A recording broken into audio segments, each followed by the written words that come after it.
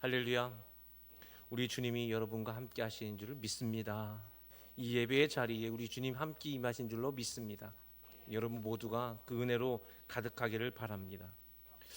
우리가 지난 시간 우리 마태복음 23장에서 7가지 화에 대한 말씀들이 진행되고 있습니다. 14절 말씀이 없다라고 하는 이 이야기를 통해서 다른 이 말씀에서 한 가지가 더 있기에 8화, 그래서 예수님의 복음의 이 사역의 시작이 팔복으로 시작해서 8화로 끝나는 아주 마태가 아주 문학적인 어떤 형식을 잘 마련해서 이 말씀을 정리하는 걸 볼 수 있습니다.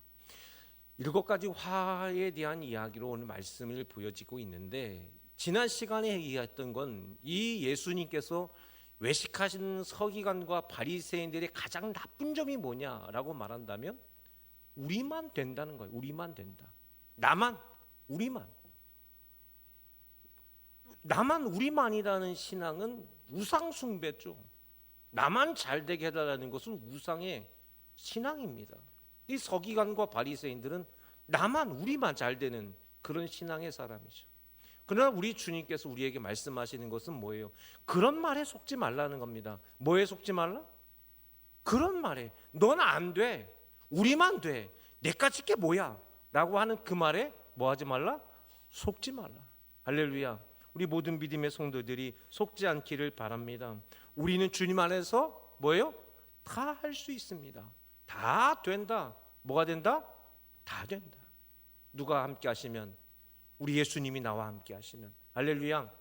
그 믿음이 이것이 서기관과 바리새인들에게는 화이지만 예수님을 구주로 영접한 우리에게는 축복될 수 있을 줄로 믿습니다. 그게 지난주에 말씀이었어요. 이제 네 번째 제목으로 들어갈 텐데요. 네 번째 제목은 23절의 말씀인데요. 23절 말씀을 같이 봅시다. 시작. 너희가 박하와 회양과 근체의 11조는 드리되 율법에 더 중한 바 정의와 긍휼과 믿음은 버렸도다.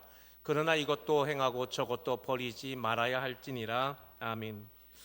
이게 11조 규례예요. 11조. 우리가 하나님께 11조를 드리는 거죠. 믿습니까? 하나님 것은 하나님께 돌려드리는 것은 당연한 겁니다. 11조는 하나님께서 주신 것을 하나님께 돌려드리는 우리 신앙의 가장 근본적인 겁니다. 여러분 11조 드리는 신앙생활 될 수 있기를 바랍니다. 이건 신앙의 아주 중요한 부분이에요.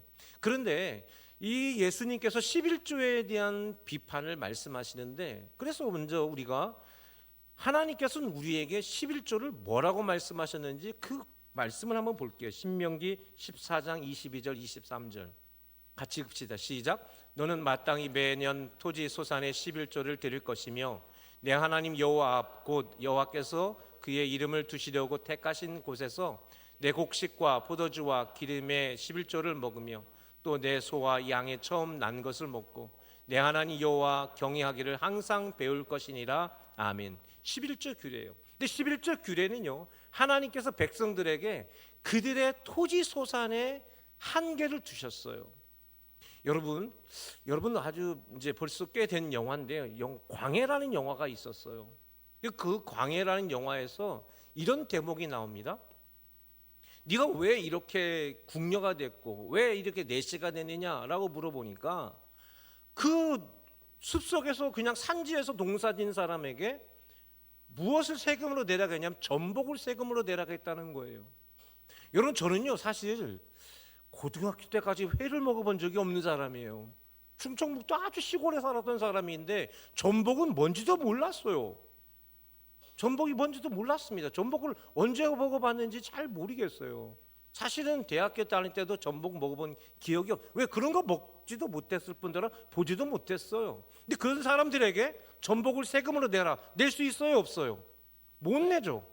그러니까 어떻게 했다는 겁니까? 그 집에 딸을 빼앗아 가거나 아들을 빼앗아 가서 남자는 내시를 만들고 여자들은 궁녀를 만들어 버려서 이 자리에 오게 됐다라는 이야기가 광해 영화에서 나오는 얘기죠. 이게 영화의 이야기가 아니라 이스라엘 백성들에게 똑같이 있었어요. 뭐냐? 하나님께 11조를 내야지. 근데 너 11조로 박하와 뭘 내라? 오늘 본문 다시 돌아 박하를 내라, 회양을 내라, 뭐 이런 걸 내라고 했다는 겁니다. 이게 무슨 말이냐면 박하 회양 근처에 이거는요 당시에 최고의 향신료였어요. 우리가 식당가 중국집 가면은 왜 그 앞에 왜 박하사탕 나 있잖아요. 그래서 요새는 먹지도 않아요 이제 사탕 같은 거, 그죠? 그런 거 얘기하는 게 아니라 이때 당시는 소금도 귀했어요. 소금 하나 얻기도 어려웠던 시대에 이것을 세금으로 내라? 낼 수 있어요 없어요? 못 낸단 말이죠. 예. 이거를 세금을 내라 했더니 이게 하나님께서는 그들의 토지의 소산을 한정했는데 이들이 이것을 가지고 하나님께 11조를 내라고 했다는 이런 악한 일을 보게 되는 겁니다. 우리는 이것을 뭐라 부릅니까? 날강도라 부르죠. 근데 실제로 이 이야기, 이 23절 말씀은 그냥 우리가 넘길 말씀이 아니에요. 왜냐하면 이 이야기를 가지고 예수님이 한 이야기를 한 게 있어요. 그게 뭐냐면 마가복음 12장의 말씀입니다. 한번 같이 읽어봅시다. 마가복음 12장 41절에 44절입니다. 교독으로 읽어볼게요. 예수께서 헌금함을 대하여 앉으사 무리가 어떻게 헌금함에 돈 넣는가를 보실세 여러 부자는 많이 넣는데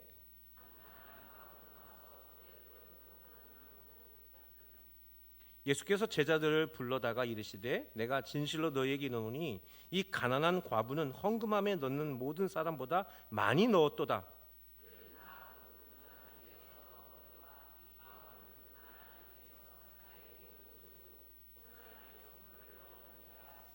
아멘. 여러분 이 말씀 아멘이십니까? 근데 여러분 이 말씀이 왜 아멘이죠? 여러분 이 말씀은 우리가 기독교의 윤리로서 신앙의 윤리로서 바라보면 그래 내가 하나님께 적은 걸 정성스럽게 드렸을 때 그것이 참 크다라고 이해할 수도 있고요. 또 어떤 목사님들은 너가 가지고 있는 걸 하나님께 다 드려 내가 가난한 중에서라도 하나님께 드렸을 때 이것이 하나님께서 받으신다. 근데 여러분 한번 생각해 보세요. 이거 너무 비정한 거 아닙니까? 아니 세상에 두 랩돈이에요. 두 랩돈은요 한 고드란트, 그러니까 랩돈은 그리스도 화폐거든요. 고드란트의 2분의 1밖에 안 되는 가장 낮은 단위예요. 이 여자가 이거 가지고 있는데 굳이 교회가 이걸 받아야 됩니까? 예수님이 이걸 칭찬하는 게 맞나요? 이건 너무 비정하잖아요. 세상이 교회한테 말하는 거 이런 거 아닙니까? 굳이 이것까지 받아야만 되는 거냐? 고열을 짜내도 이렇게까지 짜내야 되나? 여러분 그렇게 생각되지 않습니까? 이 가난한 과부의 헌금을 굳이 교회가 받아야만 속이 시원하겠냐 말이에요. 이거 칭찬이 아니에요 이거. 여러분 그런 생각해 본 적 없습니까? 저는 이 말씀을 보면서 저는 굉장히 마음이 무거웠습니다. 아니 굳이 이걸 여인한테 받아야 되나? 랩돈은 뭡니까? 그리스도 화폐예요. 이때 당시의 여성들이 과부인데 성경에 과부가 나와서 헌금을 했다라고 돼 있습니다. 여러분 이때 당시 과부는 존재하기가 어려웠습니다. 누군가에게 재가를 해서 누군가에 살지 않으면 여자들은 살 수 없었던 시대예요. 오늘날 여성들, 오늘날 과부를 생각하면 절대로 아닙니다.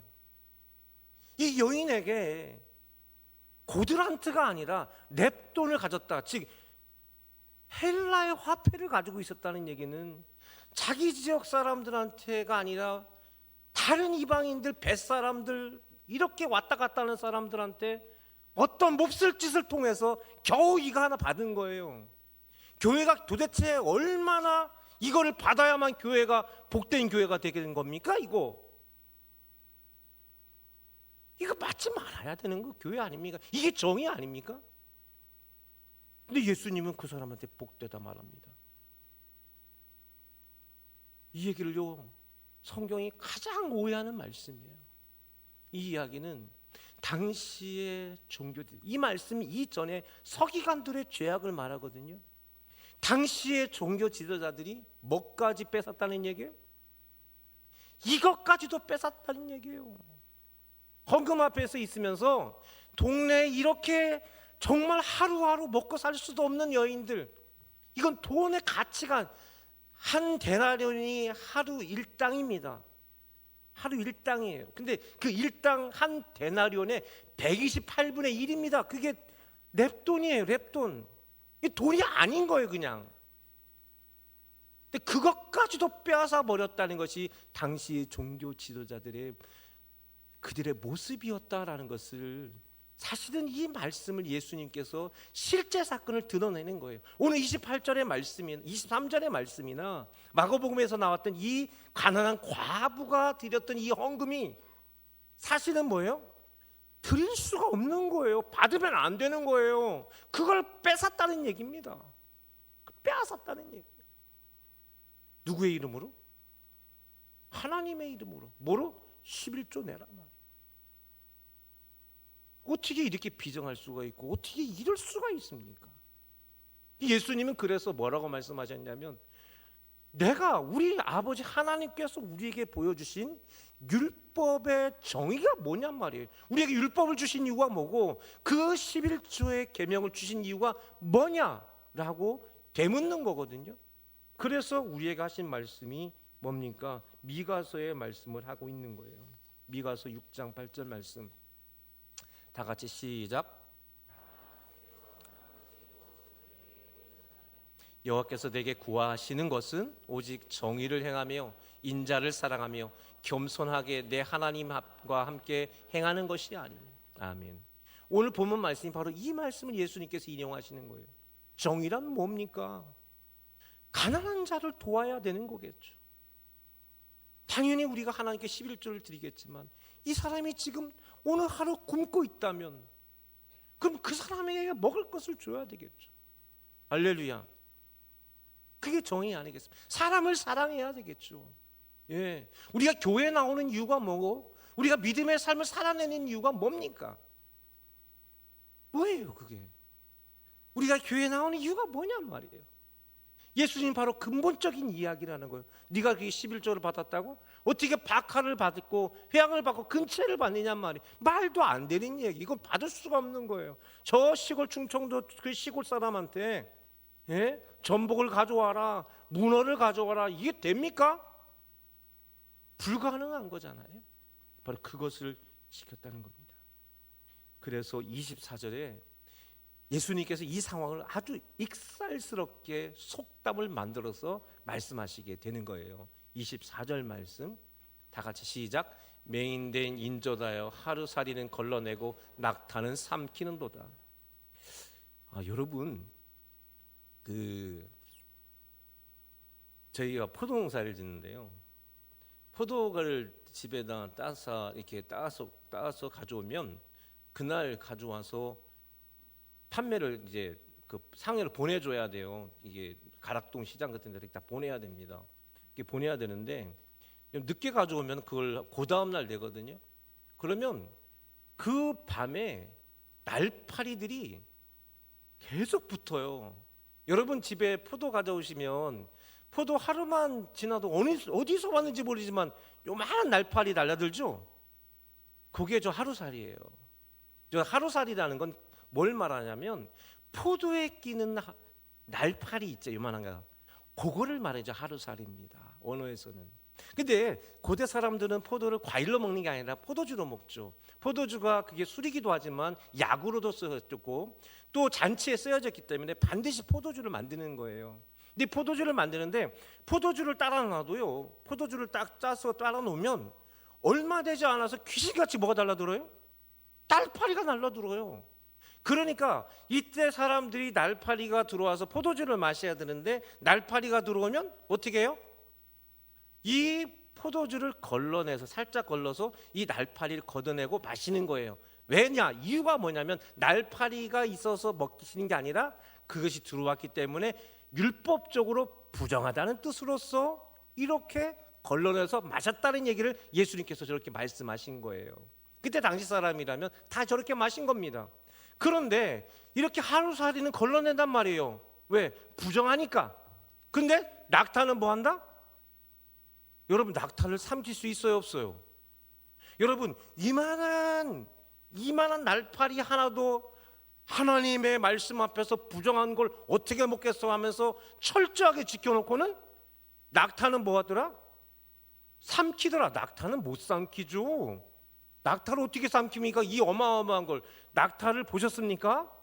어마어마하게 크잖아요. 그걸 삼켰다. 근데 여러분, 낙타는 성경에 먹을 수 있는 동물이에요? 먹지 못하는 동물이에요? 못 먹는 동물이에요. 그렇죠. 그러면 이 포도주가 부정해서 깨끗하게 걸러 먹은 것과 낙타를 먹는 거라 한다면 여러분, 우리가 비교적 뭐가 더 나쁜 죄인가요?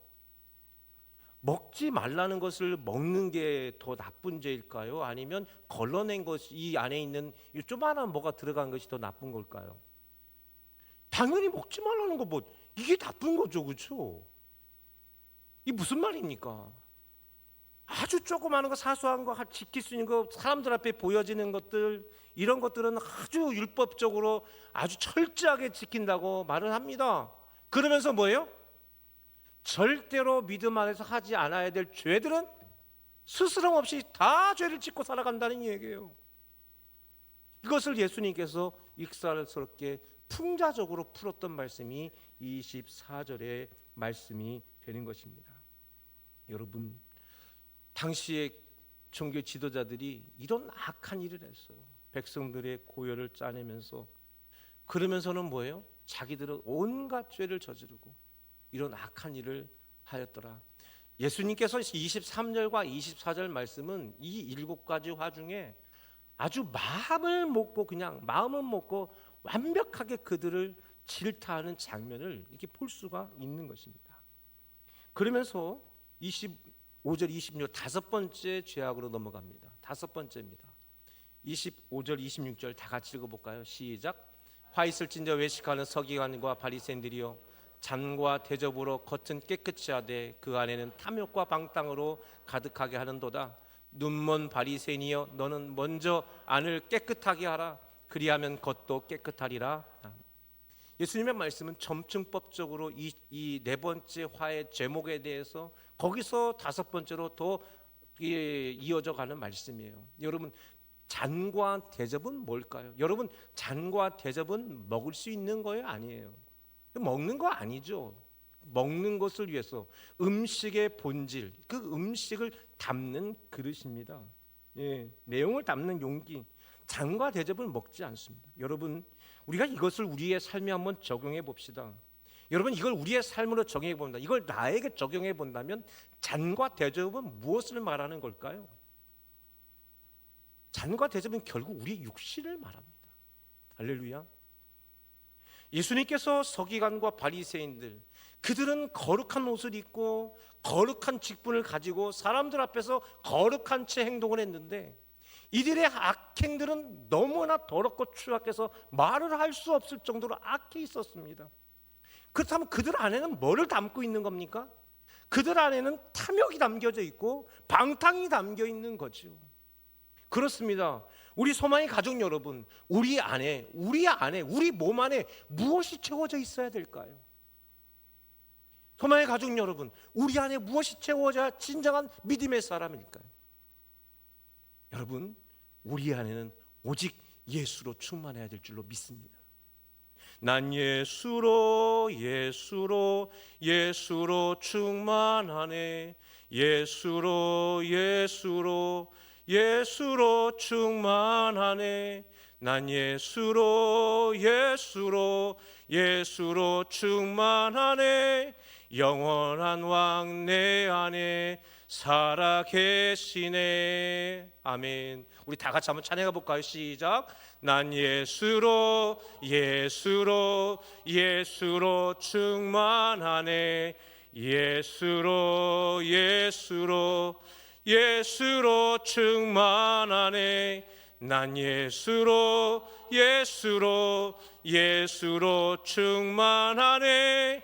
영원한 왕 내 안에 살아 계시네. 아멘. 할렐루야. 예수로 충만하시기를 바랍니다. 우리 안에 예수로 충만해야 됩니다. 예수 없으면 우리는 사망인 것입니다.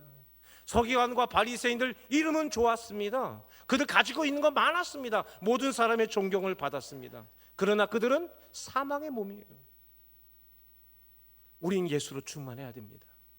여러분들이 어떤 모습일지 모르지만, 내가 지금 어떤 상황인지 모르지만, 우리 안에는 누구로 충만해야 될까요? 예수로 충만. 예수로 충만. 할렐루야.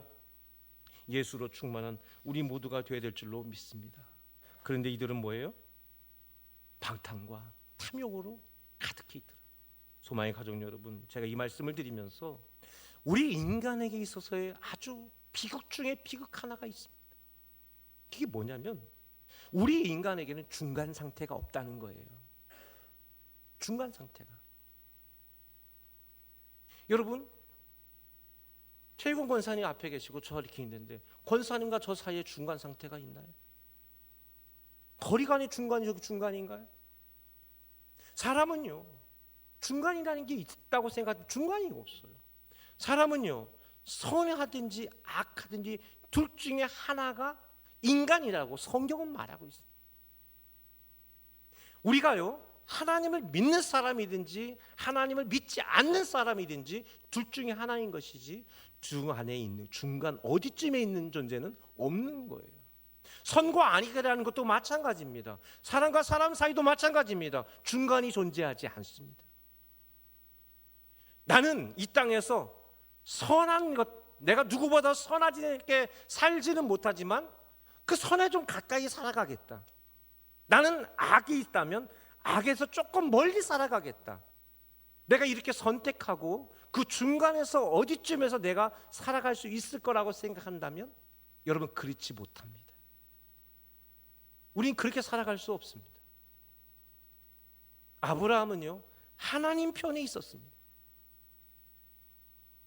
그러나 그의 조카 롯은 하나님 편 쪽에 있었습니다. 그렇죠. 하나님 편 쪽이었습니다. 악한 편에 있지 않았습니다. 그런데 어떻게 됐나요? 멸망했다고요. 심판받았다고요.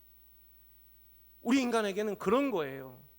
내가 어느 선에서 조금 멀리 떨어져 있어서 관찰하면서 내가 내 자신이 좀 누군가에게 어떤 모습이 드러나지 않고 어중간한 중간 상태에서 내가 선하진 않겠지만 선의 편에 서서 내가 그렇게 살아가 보겠다. 여러분, 그런 상태는 우리에게 주어지지 않았어요.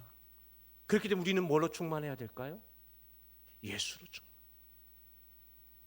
예수 안에, 예수로 충만한 상태가 우리의 믿음의 간구가 되어야 되고 우리의 믿음의 기도가 되어야 됩니다. 예수로 충만하지 않으면 우리는 뭐예요? 악으로 충만해지는 것입니다. 그게 인간의 비극인 거예요. 나는 그 사이에 어디에서 어떻게 좀 살아가면 좋겠다. 아이고, 나는 예수님 좋아. 하지만 예수로 충만한 것은 난 좀 부담스러워. 내가 예수님 쪽에 있겠지만, 내가 악한 길에 가지 않고 세상의 길에 살아가지 않겠지만, 나는 예수로 충만한 것은 조금 그렇게 살지는 않겠다. 여러분, 그렇게 해서 천국이 주어지는 게 아니에요. 천국은 누구에게 주어지는 겁니까? 예수로 충만. 다 같이 예수로 충만. 할렐루야. 우리 예수로 충만해야 될 줄로 믿습니다. 그런데 26절 말씀해 보세요. 눈먼 바리새인이요. 저는 이 말씀을 읽으면서 너무나 무섭고 소름이 끼쳤어요. 눈이 멀었다는 것. 계속해서 우리 주님은 바리새인과 서기관들에게 눈이 멀었다 계속 말씀하시는데, 저는 이 말씀이 너무 두렵습니다. 무슨 말입니까? 너희들이 율법에 대해서 뭔가 아는 것처럼 보이지만 너희들은 율법을 모르고 있어. 하나님 앞에 죄인이다라고 말하는 거예요. 무서운 말씀이죠. 왜 소름이 끼치느냐? 여러분, 우리 사회를 한번 돌아보세요. 오늘날 우리 사회는 뭐라고 말할 수 있냐면 회색 사회라고 말할 수 있어요. 우리 눈에 보이는 모든 것들이 회색이에요. 물론 컬러가 있지만 이 말은 상징적 의미입니다. 콘크리트로 만들어진 건물 위에 쌓여진 우리 사회에 우리가 지금 살아가고 있습니다. 회색이라는 게 뭡니까? 색이 아니잖아요. 내가 하나님 편에 있는지, 내가 예수로 충만하든지, 내가 분명하게 믿음 안에 살아가는 그 모습이 아니라 어정쩡하게 뭔가에 살아가는 그 모습입니다. 그런데 이것이 왜 생겨졌냐면, 오늘날 우리 현대 사회를 뭐라고 부르냐면 포스트 모더니즘이라고 부릅니다. 포스트 모더니즘이란 뭐냐? 그게 어렵게 생각하면 어렵지만 쉽게 말하면 내가 다예요. 내가 다. 내가 제일 중요한 거예요. 네 마음대로 하라. 네가 원하는 대로, 네 편에서 네가 편한 대로 생각하라는 거예요. 그래서 뭐냐? 선이라는 개념이 뭐냐면 내가 좋으면 선이에요. 하지만 내가 싫으면 뭐예요? 그건 악인 겁니다. 그래서 오늘날 많은 사람들이 좋은 말 듣기를 좋아해, 싫어해요? 싫어하죠. 왜요? 내가 불편하니까. 그 말이 옳다는 거 다 알고 있습니다. 여러분, 오늘 사회 그렇습니다. 내가 하고 싶은 것은 선입니다. 그러나 내가 하기 싫은 것은 악이에요. 듣기 좋은 말은 선입니다. 그러나 듣기 싫은 말은 악입니다. 근데 여러분, 현실은 어떻습니까? 여러분, 내가 생각하기에는, 내 사고에서는, 내 마음속에는 내가 좋은 거, 내가 듣기 좋은 거, 내가 편한 것, 이게 내가 좋지만 현실은 그러냐고요. 현실만큼 냉정한 게 어디 있습니까? 여러분, 그 정글이나 어디에서 나가 이 뭐 세렝게티나 이런 데 가보면 짐승들 사이에 보면 얼마나 냉정합니까? 내가 저걸 잡아먹지 않으면 내가 죽어요. 그래서 사력을 다해서 저걸 잡아요. 그 뜯어 먹습니다. 얼마나 잔인한지 모릅니다. 어떻게 이렇게 비정할 수 있는지 모릅니다. 그러나 그게 현실이죠. 그래서 새끼가 태어나면 내가 얼마 안에 곧바로 뛰지 않으면 죽는 거예요. 이게 현실이거든요. 근데 우리 인간들만 어떻게 생각하느냐? 그거 나 불편하니까 나 그거 좀 유보할래. 나 그렇게 안 살고 싶어. 그런데 현실을 내가 부딪히고 이제 내가 중학교, 고등학교 때까지는 그렇게 살았는데 대학교 가보니까 그렇지 않아요. 눈앞에 현실이 다 드러나 보이는 겁니다. 그러니까 어떻게 해요? 그래서 우리 현대인들이 아무것도 안 하는 거예요. 왜 아무것도 안 하느냐? 그게 바로 오늘 우리 시대에 우리 청년들이나 우리 젊은이들의 현실인 거예요. 이걸 뭐라고 부르냐면 눈 멀었다고 부르는 거예요. 제대로 못 본다는 얘기입니다. 진실을 못 본다는 거예요. 오늘 이 말씀은 눈 멀었다는 얘기는 바로 그런 것입니다. 소망의 청년 여러분, 이 자리에 있는 우리 청년 여러분, 우리 학생 여러분, 눈을 뜰 수 있기를 주님의 이름으로 바랍니다. 눈을 떠야 됩니다. 눈을 뜨기 위해서는 가장 중요한 건 예수로 충만해야 돼요. 예수로 충만해야 돼요. 예수로 충만할 때 예수님이 보이게 될 것입니다. 삶이 보이게 될 것입니다. 내가 해야 될 삶의 방향이 열리게 될 것입니다. 할렐루야. 그래서 우리가 예수로 충만해야 돼요. 예수로 충만하지 않으면 이 세상의 것들로 가득 차게 됩니다. 이 세상에 가득 찬 걸로 우리 안에 채워지게 되다 보니까 내가 아무것도 못하게 되는 거예요. 나는 안 돼. 해봤자 그랬겠지. 불편해. 근데 내가 사람들한테 창피당하면 어떡하나. 아이고, 저 사람 만나 나 싫어하면 어떡하지. 저 사람 나중에 이렇게 되면 어떡할까. 아이고, 내가 이거 해봤자 얼마 벌지도 못하는 거. 나는 이거는 거 하고 싶은데. 겨우 우리 세상이 우리가 가져다 주는 얘기들은 다 부정적인 얘기고 안 돼, 안 돼, 안 돼만 이야기합니다. 그러니까 아무것도 안 하고 가만히 있고 내가 살아갈 최소한의 것들만 내가 가지면서 오늘 하루를 버티는 것이 오늘날 우리 현대 청년들이에요. 왜 그러냐? 예수로 충만하지 않기 때문에. 소망의 가족 여러분, 예수로 충만. 저는 이 말씀을 준비하면서 우리 주님께 제 마음속에 계속 예수로 충만, 예수로 충만, 이 찬양과 이 말씀이 제 마음속에 가득했습니다. 예수로 충만. 하나님의 은혜로 충만하지 못하니까 하나님께서 주신 이 말씀 가지고 이렇게 더러운 죄를 질 수가 있냔 말이에요. 어떻게 그 가난한 여인의 그 겨우 동전 10원짜리 하나, 1원짜리 하나, 그것까지도 빼앗아 가면서 하나님 앞에 우리는 의를 행하고 있다라고 말할 수 있겠냔 말이에요. 얼마나 나쁜 짓입니까? 그렇죠. 예수님은 이 여인이 크다고 말씀하신 것은 그 여인을 불쌍히 여긴 거예요. 이렇게 드리지 않으면 살 수 없는 이 여인, 예수님은 그 여인만 보셨던 거예요. 얼마나 불쌍했겠습니까? 돈 얘기하는 거 아니에요. 현실을 말하는 거 있는 장면입니다. 소망의 가족 여러분, 내가 만약에 아무것도 하고 있지 않는다면 예수로 충만한 것부터 시작하셔야 됩니다. 내 안에 예수가 계시지 않는 거예요. 내 안에 예수가 계셔야 됩니다. 할렐루야. 여러분 안에 예수로 충만하시기를 바랍니다. 세상의 것들로 채워지지 않기를 원합니다. 예수로 충만해야 오늘을 살아갈 수 있는 힘이 생긴다는 사실들을 여러분 모두가 믿기를 주님의 이름으로 바랍니다. 그러면서 여섯 번째 죄악으로 가는데요, 여섯 번째는 27절 28절입니다 27절 28절 시작. 화 있을진저 외식하는 서기관들과 바리새인들이요, 회칠한 무덤 같으니 겉으로는 아름답게 보이나 그 안에는 죽은 사람의 뼈와 모든 더러운 것이 가득하도다. 이와 같이 너희도 겉으로는 사람으로 옮겨 보이되 안으로는 외식과 불법이 가득하도다. 여러분, 우리의 달력과 유대의 달력은 달라요. 유대의 달력에 아달월이라고 있습니다. 아달월 15일, 이것은 오늘날 우리로 말하면 2월에서 3월 사이를 말합니다. 근데 그 사이에 유대인들은 반드시 무엇을 하냐면 자기들의 고향의 자기 그 집안 묘를 찾아가요. 집안 묘 하나, 동굴묘가 있어요. 그럼 거기 옆에다가 회칠을 해요. 하얀색으로 회칠을 합니다. 이것을 회칠하는 이유는 뭐냐면 이 무덤을 잘 관리하기 위한 것이 있겠지만, 유대인들은 1년에 3번 반드시 예루살렘에 가야 돼요. 순례자의 길을 반드시 가야 됩니다. 근데 이들이 만약에 무덤을 밟게 되는 순간, 민수기 19장에 의하면 무덤을 밟은 사람은 7일 동안 부정하다고 돼 있어요. 그러니까 누구든지 이 무덤을 밟아서 순례의 길이 거기서 멈추면 안 되는 거예요. 예루살렘 성 안에 못 들어가게 되는 거예요. 그래서 반드시, 그래서 유대인들은 무덤에다가 이렇게 회칠을 하게 되는 거예요. 회칠한 무덤. 그래서 회칠한 무덤이라고 이렇게 말씀하고 있는 것입니다. 이 말씀은 우리의 마음을 무겁게 하죠. 왜냐하면 이 말씀은 오늘날 우리에게, 여러분, 우리가 지금 마태복음 23장의 말씀이 예수님의 이 고난의 주간 중심에 있다는 걸 생각해 볼 때 이 말씀이 이 중간에 있었다는 사실에 우리는 귀 기울여 봐야 됩니다. 이게 남의 얘기가 아니라 우리 얘기라는 생각을 해봐야 돼요. 왜냐하면 여러분, 우리가 겉으로는 다 그리스도인들입니다. 그렇죠? 우리 권사님들 이름이 다 붙어 있습니다. 여러분 직분, 여러분 이름 뒤에 직분이 다 붙어 있습니다. 목사님, 장로님, 안수집사님, 권사님, 집사님, 성도님, 형제요, 자매요, 우리의 이름 앞에 다 그리스도인의 직분들이 다 붙어 있습니다. 우리가 겉으로는 다 그리스도인들입니다. 근데 여러분, 우리 속도 그리스도인입니까? 우리의 속도 그리스도인이냐 말이에요. 내 안에 그리스도로 가득하냐 말이에요.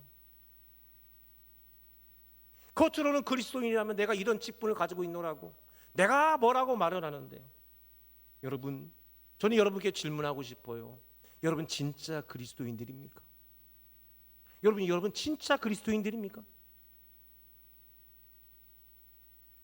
내가 진짜 그리스도인이라면 내 삶에 예수님의 증거가 드러나야 되겠죠. 내가 입으로 아멘 한다고 그리스도인이 되는 게 아니라 내 삶에 예수 그리스도가 증거되어져야 돼요. 예수가 내 안에 살아계시고 내가 예수로 충만한 게 증거가 드러나야 될 거 아니냐 말이에요. 그렇죠. 그게 진짜 그리스도인들입니다. 그런데 내 삶에 살아가는 삶의 자리에 예수님이 드러나지 않고 세상의 것들로만 가득해, 세상의 못된 것들로만 가득해, 주님 전에 나와서 찬양이 뜨겁지가, 말씀을 붙잡고 않고 내가 이 말씀대로 살아가게 못하고 부여잡지 않고 그냥 하루하루 살아가는 것에 지쳐가지고 늘 부정적인 말만 하고 그렇다. 무슨 말입니까? 우리의 속사람이 지금 예수로 충만하지 못한 그런 상태를 말하고 있습니다. 히브리서 11장 1절 2절 보면 이런 말씀이 있어요. 다 같이 시작. 믿음은 바라는 것들의 실상이요 보이지 않는 것들의 증거니 선진들이 이로써 증거를 얻었느니라. 아멘. 여러분, 믿음은 증거되어져야 합니다. 믿음의 증거가 나타나야 됩니다. 여러분 안에 예수로 충만한 게 삶으로 드러나야 됩니다. 할렐루야. 여러분, 히브리서 11장 이 말씀 이후에 믿음으로 아벨은, 믿음으로 노아는, 이런 말씀이 기록되어 있습니다. 믿음으로 노아는, 믿음으로 아구, 믿음으로 아브라함, 믿음으로 사라. 여러분, 이들은 뭐예요? 불가능의 시대를 살았습니다. 이들의 삶은 불가능의 삶이었습니다. 그런데 그들은 오직 하나님 아버지만 붙들고 살아서 그들은 그 불가능의 시대를 살아내는 놀라운 능력들이 삶으로 증거되어졌습니다. 여러분들이 힘들다고 해서 아브라함보다 힘듭니까? 우리가 힘들다고 해서 노아보다 힘든 시대를 살고 있습니까? 그렇지 않아요. 뭐가?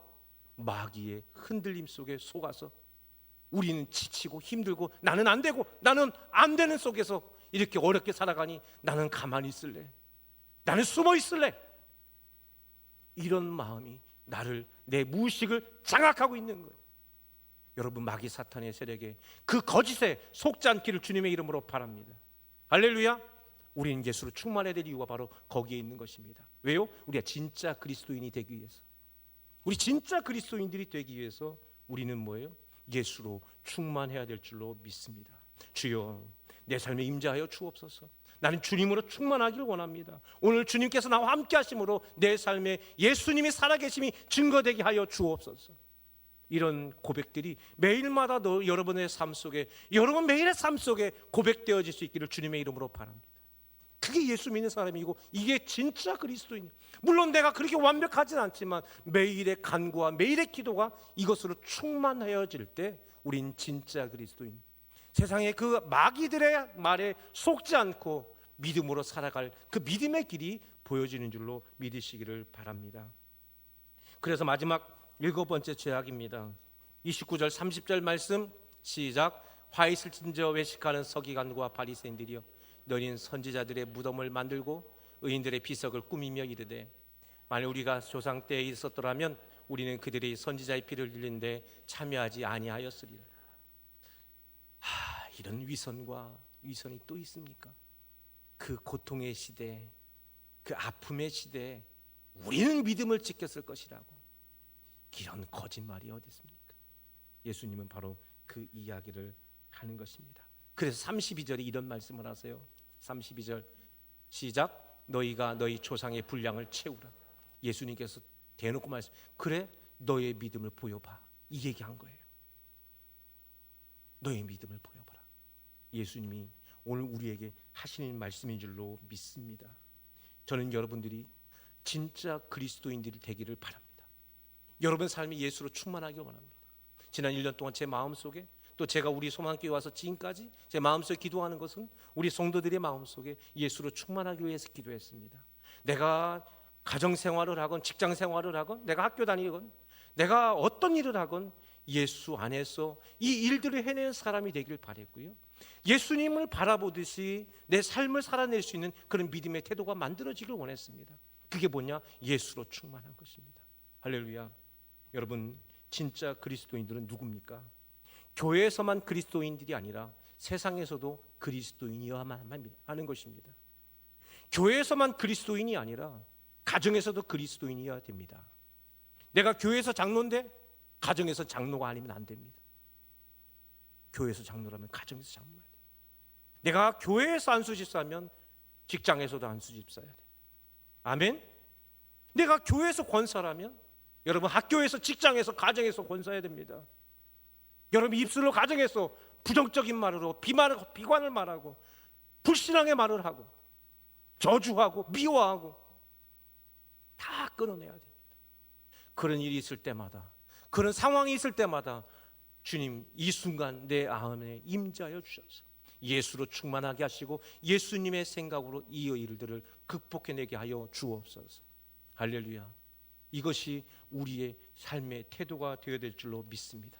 교회에서 그리스도인이라면 세상에서도 그리스도인, 내가 살아가는 모든 곳에서, 우리 학생들이 삶의 자리에서, 우리 학생들의 그 시험의 자리에서, 우리 청년들이 살아갈 삶의 자리에서 그리스도인이어야 합니다.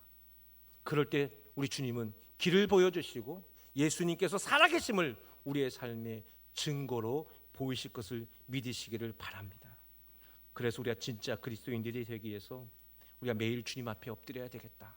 그래서 지난 한 주간 동안 기도하면서 하나님, 그렇다면 우리가 이 예배를 드리고 나서, 제가 이 설교가 끝나고 나서 그냥 마치는 것이 아니라, 하나님, 어떻게 하면 우리가 진짜 그리스도의 삶의 행동을 보일 수 있을까요?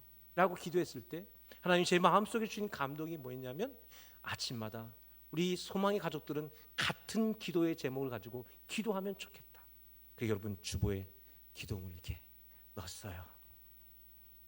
오늘 마침 기도는요, 이 기도를 할 거예요. 우리 다 같이 마침 기도를 할 텐데 여러분 이 기도문을 이제 나눠드렸으니까 가져와서 기도하시고, 그리고 제가 이제 끝나고 나면 각 교구의 이 방에다가 이 파일을 올려드릴 테니까 핸드폰을 다운받으셔서 보시면 되겠습니다. 여러분 우리 소망의 가족들 모두가 우리가 진짜 그리스도인들, 내가 예수로 충만하기 위해서 아침에 일어나자마자 우리 소망의 가족들은 모두가 다 이 말씀을 소리내서 기도함으로 하루를 시작해 보도록 해봅시다. 우리 다 같이 한 목소리를 읽어봅시다. 동그라미 3개는 자기 이름을 넣는 거예요. 자, 하루를 시작하는 기도 시작. 사랑과 자비가 충만하신 하나님 아버지, 오늘 아침 눈을 뜨게 하시고 새 하루를 허락하신 은혜에 감사드립니다. 잠든 사이에도 강창구를 지켜주시고 새 생명의 숨결로 다시 살게 하신 주님을 찬양합니다. 오늘도 강창구의 삶의 주인이 되시는 주님, 제 마음과 생각을 주님께 드립니다. 내 계획보다 주님의 뜻이 앞서게 하시고 내 말보다 주님의 말씀이 울려 퍼지게 하옵소서. 주님, 오늘 하루를 통해 강창구를 통하여 누군가가 위로받게 하시고 저의 손길로 누군가가 사랑을 느끼게 하소서. 세상 속에서 어둠보다는 빛을, 절망보다는 소망을 전하는 그리스도의 향기가 되게 하옵소서. 주님, 강창구의 입술을 지켜주시고 성급한 말로 상처 주지 않게 하시며 겸손과 온유로 모든 일을 감당하게 하소서. 제 마음과 탐욕과 불평 대신 감사와 찬양을 심어주소서. 성령님, 오늘 강창구의 발걸음을 인도하시고 제 안에 하늘의 평안을 부어 주옵소서. 혼란스러운 세상 속에서도 주님을 신뢰하며 모든 일에 기도와 간구로 나아가게 하소서. 주님, 강창구의 직장, 학교와 가정, 교회와 공동체를 축복하시고 오늘 만날 모든 사랑 가운데 주의 사랑이 흐르게 하소서. 지친 영혼에게 새 힘을 주시고 병든 자에게 치유를, 눈물 흘리는 자에게 위로를 허락하옵소서. 주님, 오늘 하루를 살아가며 강창구가 누구의 것인지를 잊지 않게 하시고 강창구 모든 생각과 말과 행동이 주께 영광 되는 하루가 되게 하소서. 예수 그리스도의 이름으로 기도드립니다. 아멘. 아멘. 믿습니다.